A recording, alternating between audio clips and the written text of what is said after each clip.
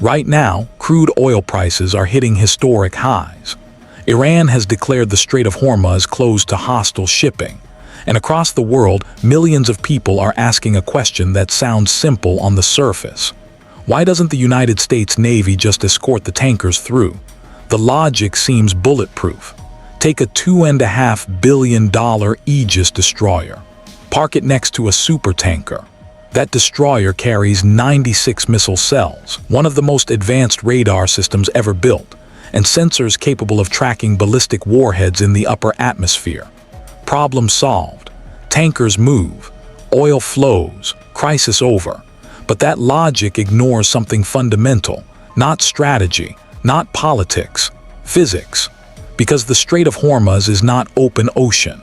It is a confined, hostile environment where geometry strips away nearly every advantage a modern warship is designed to use. The shipping lane is just 2 nautical miles wide.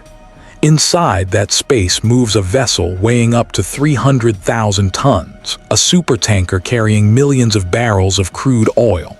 And the threats do not come from one direction. They come from above, from land, and from below the waterline. But the most dangerous threat is the one the destroyer cannot see, a diver wearing a closed-circuit rebreather. No bubbles, no acoustic signature, no radar reflection, moving silently beneath the surface, attaching a magnetic explosive charge directly to the hull. $500 of explosive, now bonded to a vessel carrying billions in energy. If you think escorting is a simple problem of placing a warship next to a tanker, this is where that assumption begins to collapse. The United States Navy has faced this problem before. This is not theory. This is history.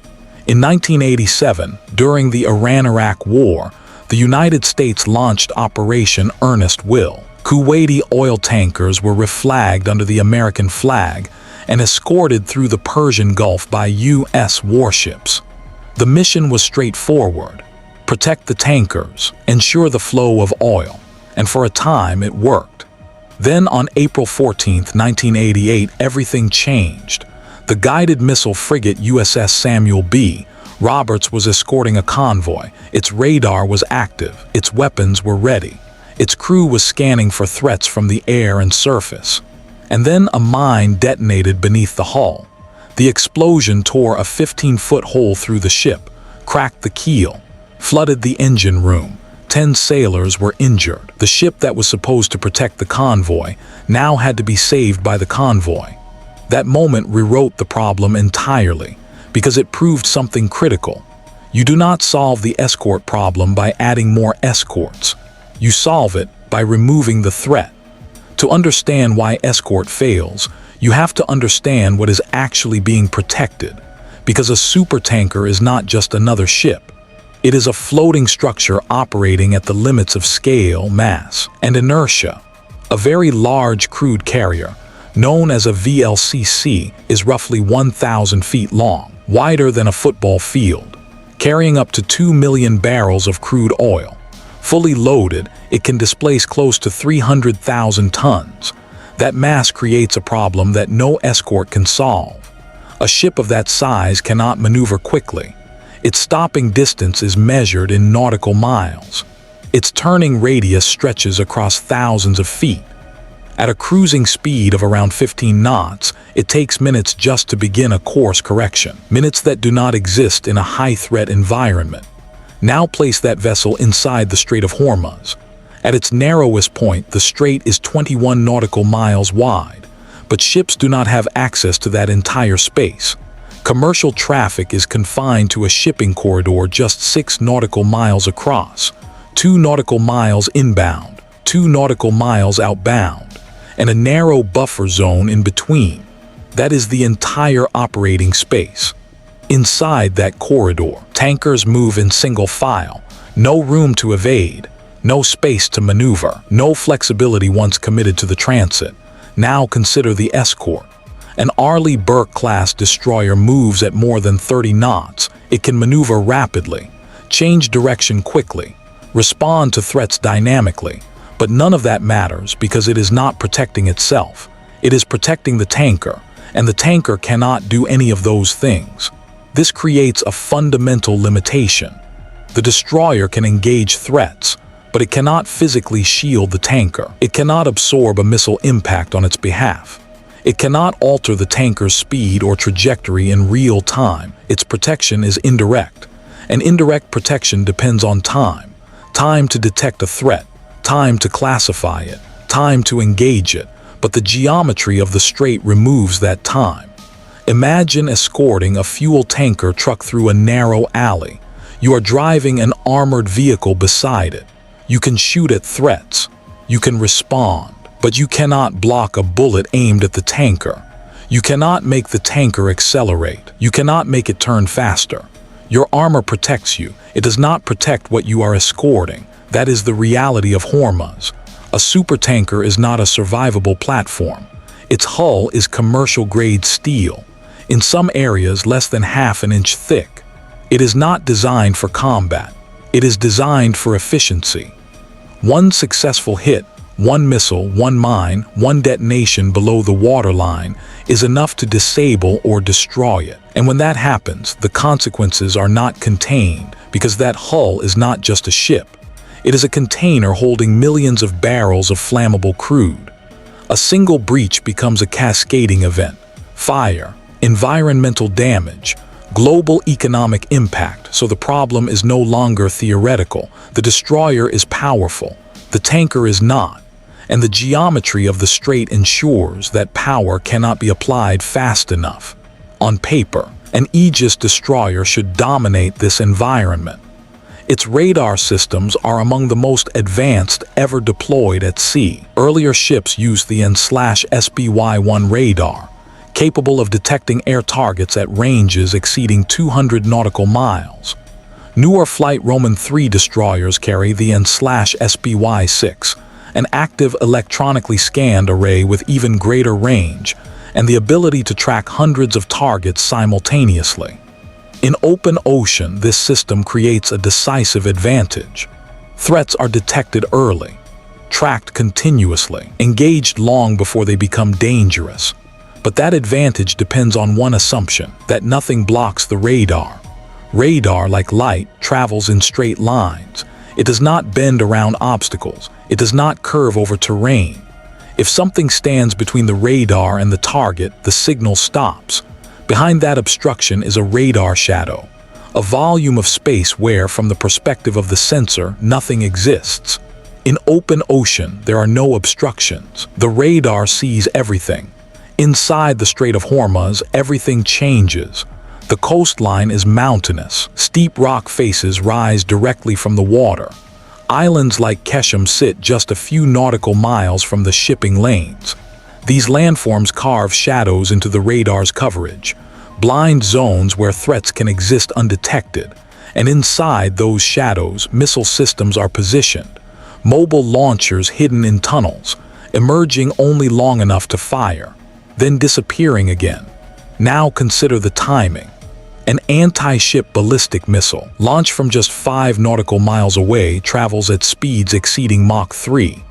The total flight time from launch to impact is less than 1 minute, but that is not the time that matters. The critical factor is detection time. The radar does not see the missile at launch. The mountain blocks it. It only appears once it clears the ridge line. At that moment, the system must do everything at once. Detect, classify, track, engage, and it must do it in seconds. Because the interceptor missile, the SM-6, requires time to reach the engagement point, roughly 10 to 15 seconds of flight. That leaves a margin of error measured in single digits.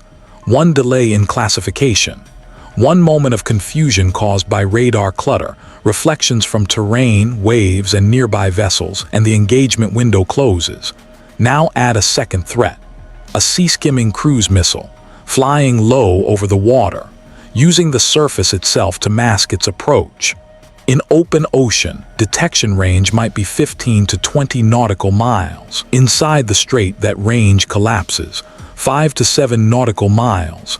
At subsonic speed, that translates to roughly 20 seconds of warning, 20 seconds to detect, decide, and respond. At this point, the problem is clear. In open ocean, the destroyer controls the geometry. Inside Hormuz, the geometry controls the destroyer.